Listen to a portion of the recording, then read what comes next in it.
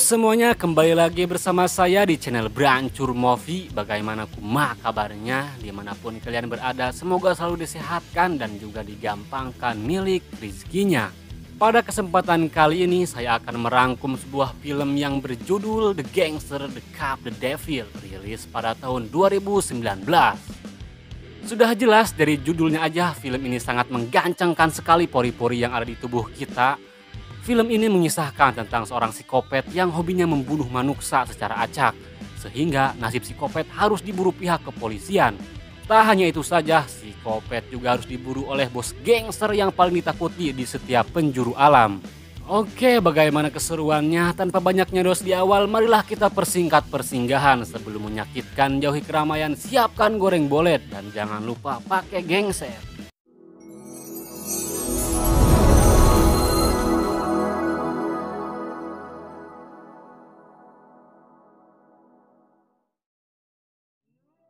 Kisah diawali dengan memperlihatkan suasana malam yang gelap, tentu jika terang itu namanya siang.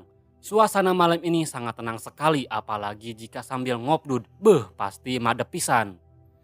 Namun seketika ketenangan itu jadi palsu karena faktanya psikopat sedang berkeliaran di kota ini untuk mencari mangsa menggunakan mobil. Setelah menemukan mangsa, psikopat langsung saja menabrakkan mobilnya, dan saat si pengemudi turun dari mobil, ini yang terjadi. 사진이 잘 찍혀요? Psikopat benar-benar meresahkan sekali bagaimana bisa ia melakukan hal seperti ini, dan ternyata psikopat bernama Kang Kyung. Kita panggil saja Kangkung. Keesokan harinya, mari saya perkenalkan dengan seorang polisi bernama Taesuk. Ia sangat pemberani dan sangat pintar dalam bekerja. Ia bersama rekannya akan pergi menuju lokasi kasus pembunuhan semalam. Namun saat dalam perjalanan ia terkena macet parah, dan saat itu juga ia melihat para gangster yang berada di tempat game kasino. Karena macet membuat Taesuk pusing, jadi ia melampiaskan kapusingnya untuk menghampiri para gangster tersebut dan membuat kekacauan di sana. 날도 더운데 왜 또? 오늘 뭐 날인가? 이거 대한민국 경찰 Diketahui game kasino tersebut milik bos gangster yang paling ditakuti di seluruh alam. Ia bernama Dongsu dan ini dia orangnya. Pasti ia sangat bengis sekali gas. Tak lama datang si ajudan bos untuk memberitahu jika Taesuk kembali berulah dan juga menangkap salah satu anak buahnya. Seketika Dongsu menghentikan latihan dan ternyata di dalam samsak itu ada manuksa. Mengetahui Taesuk berulah, Dongsu menghubungi Hubong selaku atasan Taesuk, menanyakan kenapa si Taesuk kembali lagi ke tempatnya, apa bayaran kemarin masih kurang. Setelah itu Dongsu pergi menemui bos mafia lain atau bisa disebut juga rivalnya, sementara Hubong menghubungi Taesuk menyuruh segera pergi ke TKP. Tak lama Taesuk pun tiba di TKP dengan diantar oleh anak buah Dongsu. Saat itu juga rekannya tiba di TKP dan langsung mengusir orang-orang yang sedang memotret hanya untuk dijadikan status WA. Dan disinilah keahlian Taesuk diperlihatkan. Ia sangat teliti dalam bekerja, hal sekecil apapun bisa ia temui. Salah satunya yaitu goresan kecil yang berada di bagian belakang mobil. 차라리 그랬으면 좋겠다 우발적으로다가. Taesuk memanggil rekannya bernama Seojin yang ahli dalam bidang forensik, sekaligus menyimpulkan jika kejadian ini si korban ditabrak lalu dibunuh dengan pisau. Setelah melakukan investigasi ke TKP, Taesuk mengadakan rapat mengenai kasus ini dan hebatnya si pelaku alias si Kangkung tidak meninggalkan jejak sedikit pun. Sehingga Hubong menyimpulkan jika kasus ini hanya perampokan saja. Tentu Taesuk keberatan dengan pendapat atasannya sendiri. Karena kasus ini sama persis dengan kasus-kasus yang telah terjadi sebelumnya, yaitu menggunakan metode yang sama, ditabrak lalu ditusuk dengan pisau. Dan dari kasus yang sudah terjadi, ukuran tusukan pisaunya sama, jadi ini bukan perampokan, melainkan pembunuhan berantai. 그렇게 잘 느끼는 새끼가 현장 출동하다 말고 울면서 일주일 혹은 열흘 텀으로 지금 살인사건 터지고. Sedikit ada perdebatan antara Taesuk dengan Hubong, namun Taesuk memilih pergi saja karena percuma, tidak ada gunanya. Scene beralih kepada Dongsu yang sedang bersama Sangdu. Diketahui di antara mereka ini sedikit ada perselisihan dalam bisnisnya. Maka dari itu Dongsu memperingati untuk berbisnis yang benar dan ikuti aturan. Tetapi si Sangdo ini sangat ngeyel tatkala Dongsu memperingati ia terus-menerus makan mie secara tidak langsung itu sangat tidak sopan. Sehingga ajudan Dongsu kesal terhadap Sangdu karena berperilaku tidak sopan terhadap bosnya. Begitu juga dengan si ajudan Sangdu, ia pun membacot sehingga terjadi sedikit keributan. Pada akhirnya Dongsu kesal dan menghukum para ajudan sekaligus memperingati bersopanlah jika para bos sedang berkumpul. Dan ia pun mengajak Sangdu damai karena tidak mau memperpanjang masalah.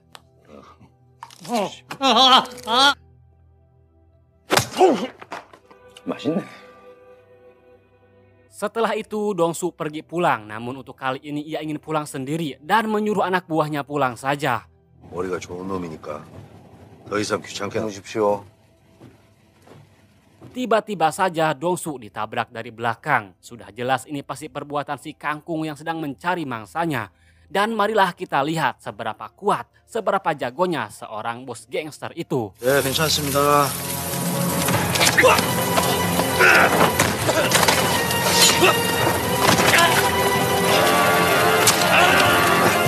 Si Kangkung yang merasa salah target pun segera kabur dari sini. Dan ini baru pertama kalinya ia mendapatkan target yang kuat.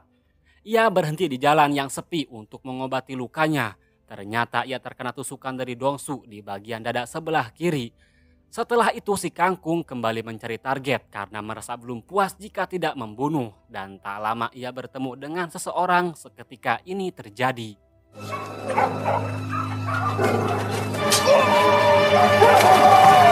Dongsu sendiri telah ditemukan dengan keadaan kritis. Saat itu juga anak buah Dongsu menyerang anak buah Sangdu karena mengira Sangdulah pelakunya.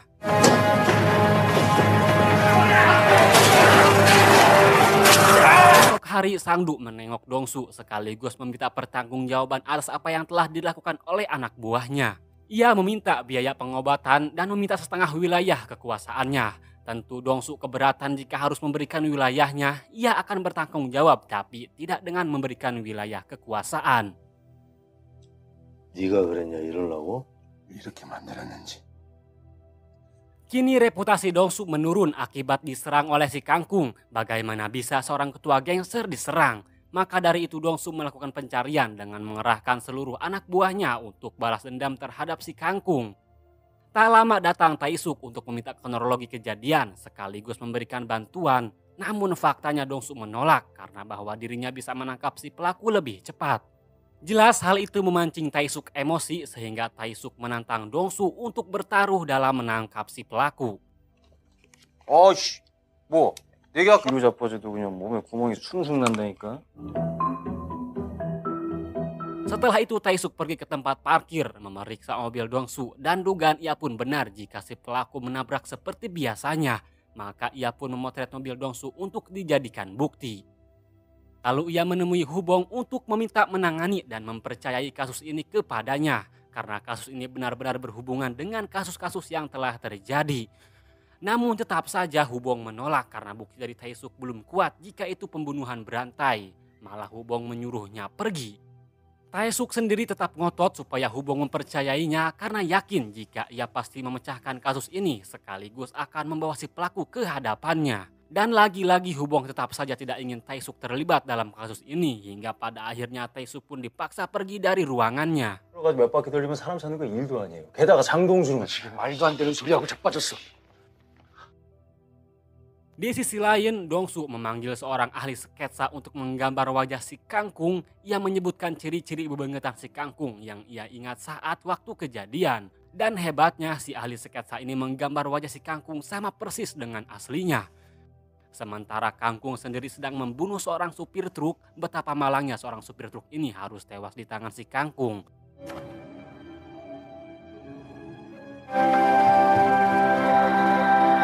Tak hanya itu saja, ia juga membunuh rekannya si supir. Dan di sini si Kangkung tak sadar jika pisaunya jatuh di pinggir jalan.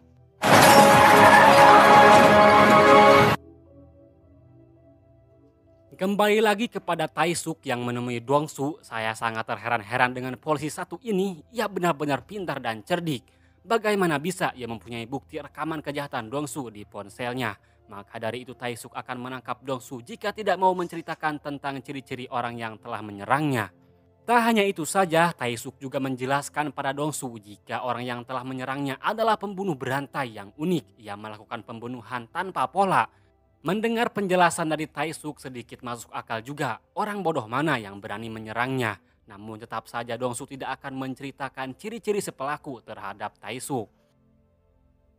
Setelah melakukan pencarian terhadap si kangkung, si ajudan melaporkan kepada bos jika ia hanya menemukan mobilnya saja dan sekarang mobil tersebut sudah diamankan. Satu lagi, ia menemukan sebuah pisau dan setelah diperiksa, pisau tersebut banyak sekali darah dan DNA para korban. Mendengar tentang pisau barusan, Dongsu pun yakin apa yang dikatakan oleh Taesuk ada benarnya juga jika si pelaku adalah pembunuh berantai. Setelah dipikir-pikir, Dongsu pun menghubungi Taesuk mengajak untuk menjalin kerjasama dalam kasus pencarian terhadap si kangkung. Karena Dongsu sendiri kurang ahli dalam pencarian data seseorang, untuk itu ia akan menjalin kerjasama dengan Taesuk. Karena Taesuk sudah jelas dalam mencari data seseorang pasti mudah baginya, apalagi ia mempunyai seorang ahli forensik pasti mudah sekali. Dongsu pun memberikan kunci milik si pelaku dan menyuruhnya untuk segera menyelidiki mobil tersebut. Tak hanya itu saja, ia juga akan mengerahkan seluruh pasukannya untuk membantu Taesuk dan akan membayar semua biaya yang Taesuk perlukan. Namun tetap saja, Dongsu di sini membuat kesepakatan, barang siapa yang pertama menangkap si pelaku berhak membawanya. Jadi meskipun mereka berdua ini kerjasama, tetap saja mereka bersaing dalam menangkap si pelaku alias si kangkung. 내가 형사랑 악마를 잡는 Setelah itu Taesuk memanggil rekan-rekannya dan memberitahu jika ia bekerja sama dengan bos gangster dalam mencari si pembunuh berantai. Dan ia juga mengingatkan jangan sampai ketua tahu soal ini. Lebih baik sekarang mah kita pergi saja ke markas si bos gangster karena di situ ada mobil si pelaku yang harus kita selidiki. Siapa tahu kita mendapatkan informasi tentang si pelaku tersebut. 계속 움직인다는 거지. 그만큼 잡기 힘들 거고. 그러니까 타 지역 살인 사건들도 챙기고 몰래 수사. Begitu juga dengan Dongsu, ia pun segera menyiapkan sebagian uangnya demi mendapatkan si pelaku hanya karena untuk balas dendam. Dan pintarnya, di sini Dongsu akan memanfaatkan pisau si kangkung untuk membunuh saingannya yaitu si Sangdu. Sehingga pembunuhan tersebut pelakunya tak lain tak bukan adalah si kangkung. Maka saat itu juga Dongsu, sang bos gangster pun mengirimkan seorang pembunuh bayaran profesional ke rumah Sangdu.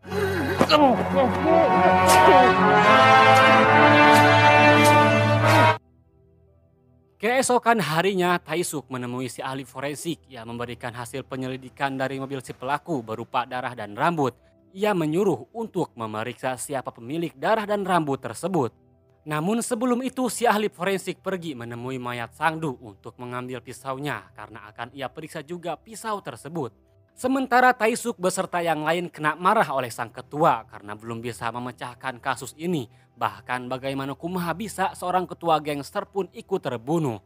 Tak lama si ahli forensik menghubungi Taesuk memberitahu hasil penelitiannya jika DNA dari semua korban pembunuhan ada di situ, termasuk dengan pembunuhan Sangdu juga ada di situ.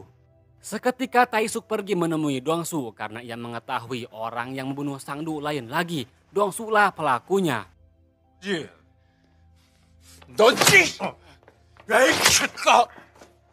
Tetap saja meskipun Taesuk gagalakan terhadap Dongsu, Dongsu bukan tandingannya dan agar bisa mengalahkan Dongsu, si bos gangster mungkin butuh waktu selama 1000 tahun lagi.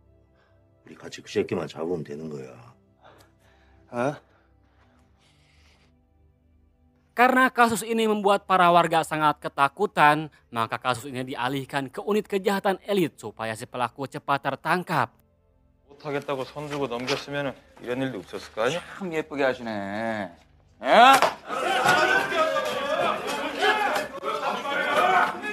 손진호 씨의 사건 현장에서 발견된 칼에서 올해 7월부터 충남 일대에서 발생한 살인사건 피해자들의 DNA가 나왔습니다. Di sisi lain, ini dia si kangkung yang melihat berita tentang kasus pembunuhan berantai.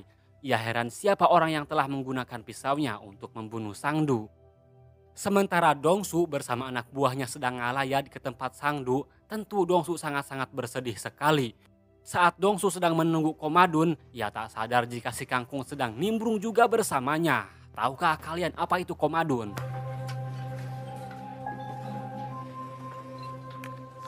Ternyata maksud dan tujuan si Kangkung kesini yaitu memberitahu si ajudan bahwasanya seorang telah menggunakan pisaunya untuk membunuh Sangdu. Setelah itu si Kangkung pun pulang dan lagi-lagi di tengah jalan ia menabrak mobil orang. Sudah jelas kita tahu apa yang ia lakukan.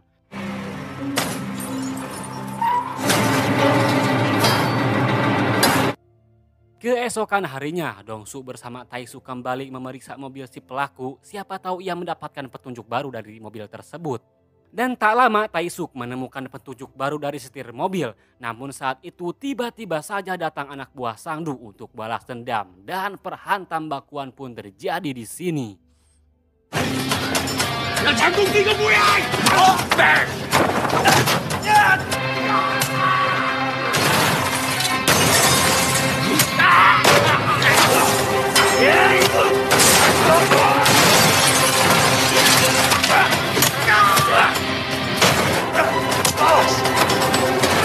Perhantam bakuan pun berakhir, namun di sini Taisuk tak sengaja membunuh si ajudan hingga ia menyesali dengan perbuatannya sendiri. Sementara Dongsu menyuruh Taisuk segera pergi dari sini dan ia akan membereskan masalah ini. Dongsu pun membereskan masalah yang baru saja terjadi dan setelah itu akan kembali fokus untuk mencari si Kangkung. Sementara Taisuk tengah beristirahat di kantor, mungkin ia kecapean. Tak lama Hubong memberikan tugas untuk menyelidiki kasus penculikan di satu tempat. Namun Taisuk menolak tugas tersebut karena ia tetap akan mencari si pelaku pembunuh. Meskipun tugasnya sudah dialihkan terhadap unit kriminal elit. Karena dari awal ia sudah memberitahu Hubong jika kasus ini adalah pembunuhan berantai. Namun tetap saja pada akhirnya Taisuk harus menyelidiki kasus penculikan ini bersama rekan-rekannya. Lantas mereka pun pergi ke rumah si korban. Terlihat si korban menghubungi si pelaku penculikan dan si pelaku menyuruh bertemu di suatu tempat dengan membawa uang tebusan. Si korban pun langsung menuju ke tempat pertemuan tersebut, sementara Taisuk mengawasinya dari atas gedung dan di sini ia juga melihat orang yang mencurigakan. Lantas Taisuk pun langsung mengejar orang itu dan ternyata si pelaku penculikan adalah si Kangkung, sang pembunuh berantai. Pada akhirnya si Kangkung berhasil lolos dari kejaran Taisuk, sementara Taisuk sendiri tidak sadar jika yang ia kejar adalah orang yang selama ini ia cari-cari. Untuk itu Taisuk kembali ke tempat pertemuan dan menanyakan kepada si ibu warung, namun si ibu warung sendiri tidak kenal dengan si Kangkung. Ternyata si Kangkung sebelumnya sudah menyuruh si ibu mengambil tas tersebut dengan memberi uang sebesar $20. Keesokan harinya, si ahli forensik berhasil mendapatkan identitas si pelaku melalui sidik jarinya. Dan ia memberikan identitas itu terhadap Taisuk untuk segera diselidiki detik ini juga. Lantas Taisuk langsung pergi ke rumah si pelaku, namun sayang di rumah tersebut sama sekali tidak ada siapa-siapa. Tapi beruntungnya di sini Taisuk menemukan sebuah foto si pelaku. Seketika Taisuk menyamakan foto si pelaku dengan sketsa yang dibuat oleh Dongsu dan hasilnya sama. Kemudian Taisuk menghubungi Dongsu dan mengirimkan foto si pelaku. Seketika Dongsu tersenyum bahagia karena si Kangkung tak lama lagi akan tertangkap. Pada akhirnya Taisuk mengadakan pertemuan penting bersama Dongsu beserta anak buahnya untuk membahas pencarian yang sesungguhnya akan segera dimulai detik ini juga. Namun di pertemuan ini terjadi sedikit keributan karena rekan Taisuk memanggil Dongsu dengan sebutan nama. Sehingga si ajudan yang menghormati Dongsu pun tak terima karena hal tersebut tidak sopan. Dan inilah saatnya pencarian dimulai. Betapa menggancangkan sekali adegan ini di mana pihak kepolisian dan seorang bos gangster siap beraksi dalam mencari pembunuh berantai. Dongsu alias si bos gangster yang paling ditakuti, seluruh penjuru alam pun mengerahkan semua anak buahnya untuk mencari si Kangkung. Tentu anak buah Dongsu berpencar dalam pencarian ini. Ada yang kecil gendot, ada yang kecil dampit, dan ada juga yang kecil gandol. Setelah melakukan pencarian ke berbagai wilayah, untuk saat ini si Kangkung masih belum bisa ditemukan di manakah ia berada. Keesokan harinya Dongsu terlihat berada di pinggir jalan. Terlihat di situ juga ada anak sekolah yang kehujanan. Karena kasihan Dongsu memberikan payungnya untuk si anak sekolah tersebut. Dan inilah yang dimaksud bos gangster yang paling ditakuti. Selalu merendah dan baik hati terhadap orang yang tak ia kenali.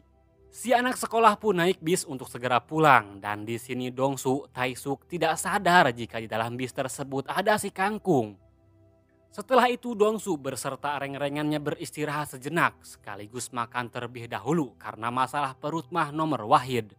들여오는 거니까 편하게들 마셔. 그 노래 하나 해봐. 기분도 꿀꿀한데. Saat mereka sedang makan terlihat berita pembunuhan terhadap anak sekolah. Betapa terkejutnya Dongsu dan Taesuk, ternyata si korban adalah anak sekolah yang tadi mereka temui di pinggir jalan. Seketika Dongsu dan Taesuk beserta yang lainnya bergegas melakukan pencarian karena pasti si Kangkung tidak jauh berada di tempat kejadian. Singkat cerita, si ajudan dan si polisi menemukan si Kangkung yang berada di penginapan, namun setelah diperiksa si Kangkung sudah pergi. Dan ini dia si Kangkung ternyata baru saja akan memulai pergi dari sini. Tapi sayang, Taesuk dan Dongsu beserta anak buahnya sudah siap untuk melakukan penangkapan. Tentu Kangkung sendiri menyadari jika ia sedang diawasi, maka dari itu ia pun menancapkan gas mobilnya supaya bisa kabur.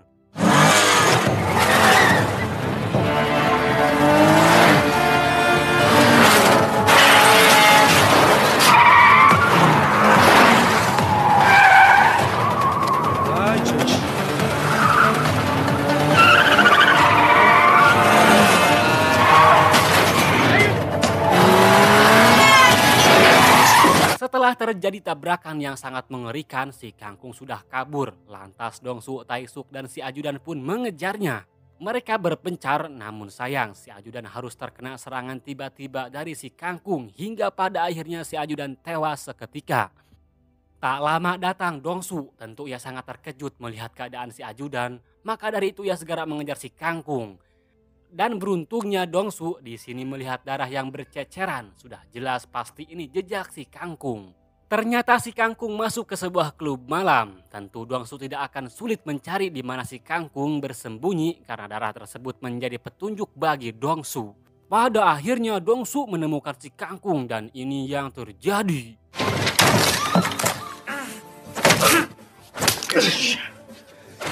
Setelah itu Dongsu menghubungi Taesuk memberitahu bahwa dirinya berhasil menangkap si Kangkung. Dan sesuai kesepakatan dari awal, barang siapa yang menangkap duluan maka berhak membawanya. Dan betapa goblinnya si Kangkung ini, bukannya merasa takut atau gimana, ia malah cecengesan seakan-akan manehana tegableg salah.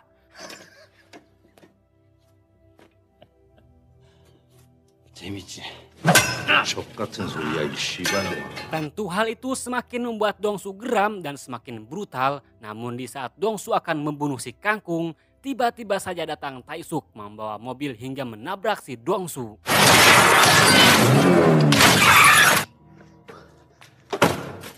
Taesuk memang benar-benar pintar dan cerdik. Bagaimanapun caranya ia harus menangkap si Kangkung. Tentu ia tak akan mudah begitu saja menyerahkan si Kangkung terhadap Dongsu. Dan di sini kita akan melihat betapa tengilnya Taesuk di hadapan rekan-rekannya tatkala berhasil membawa si pembunuh berantai. Pokona mah asapang aingna.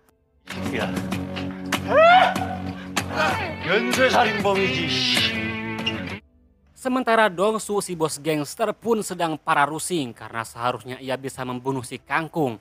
Tapi nyatanya si Kangkung malah sedang enak-enakan di rumah sakit sambil memakan angin kacang. Malam hari pun tiba, Taesuk sengaja menemui Dongsu karena ada tujuan tertentu. Namun yang kita lihat, Dongsu menghajar Taesuk habis-habisan. Sudah jelas Dongsu pasti pusing karena Taesuk sudah mengambil si Kangkung darinya. Dan ternyata tujuan Taesuk menemui Dongsu yaitu untuk bersedia menjadi saksi. Karena hanya Dongsu seoranglah yang bisa mengaitkan semua pembunuhan si Kangkung. Dan ia mengajak membunuh si Kangkung menggunakan hukum.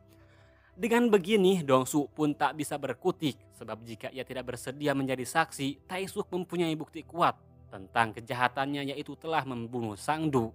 Pada akhirnya Dongsu bersedia menjadi saksi namun dengan satu syarat yaitu harus memasukkan dirinya di penjara yang sama dengan si Kangkung. Keesokan harinya persidangan pun sudah dimulai. Si Kangkung mengatakan jika ia dihukum mati tanpa bukti yang kuat maka itu namanya pembunuhan. Taesuk mendengar hal tersebut tersenyum karena ini sudah masuk ke bagian rencana. Ia sudah bisa membaca jika si Kangkung tidak akan mudah begitu saja mengakui kesalahannya. Maka dari itu Taesuk si pintar pun sudah menyiapkan rencana untuk persidangan ini. Tak lama datang Dongsu yang bersedia menjadi saksi. 증인은 피고인이 사건 당일 증인을 찔렀다는 만일 거짓말이 있으면 위증의 벌을 받기로 맹세. Tanpa banyak bertele-tele, Dongsu langsung saja membuka baju dan betapa mengerikannya seorang bos gangster ini. Ia menjelaskan bagaimana ia diserang oleh si Kangkung saat kejadian. Tak hanya itu saja, ia juga mengatakan jika ia menusuk si Kangkung di bagian dada sebelah kiri. Dan setelah diperiksa, benar luka tusukan tersebut ada. Alhasil si Kangkung pun dijatuhkan dengan hukuman mati atas perbuatannya. 사형을 선고한다. Dan sesuai permintaan, Dongsu pun dengan gak puguh-puguh masuk ke penjara untuk menyiksa sekaligus membalaskan dendam terhadap si Kangkung yang sudah mencoba bermain-main bersama seorang bos gangster. Dongsu pun tersenyum bahagia tatkala melihat si Kangkung. Namun faktanya senyuman itu hanyalah senyuman palsu alias senyuman berbahaya, bahkan berbisa juga kayak si dia. Tatkala si dia tersenyum, disitulah si Berancur terkena tipu daya dari seorang wanita. Dan film pun berakhir ending yang sangat memuaskan. Mamam. Nah, pelajaran yang dapat kita ambil dari film ini tentunya sangat banyak sekali. Salah satunya yaitu kejahatan tetaplah kejahatan dan kebaikan tetaplah kebaikan. Bagaimanapun juga kejahatan tidak bisa disebut kebaikan. Begitu juga dengan kebaikan tidak bisa disebut kejahatan. Makanya kita harus tahu mana kejahatan, mana kebaikan. Percaya atau tidak percaya, dua hal tersebut adalah hal yang sangat penting untuk kita ketahui. Oke, mungkin hanya itu saja. Terima kasih yang sudah menyempatkan waktunya untuk menonton di channel saya. Mohon maaf bila ada kesalahan-kesalahan dari saya. Saya Berancur pamit undur diri ke rumah bini muda dan sampai jumpa lagi di video selanjutnya.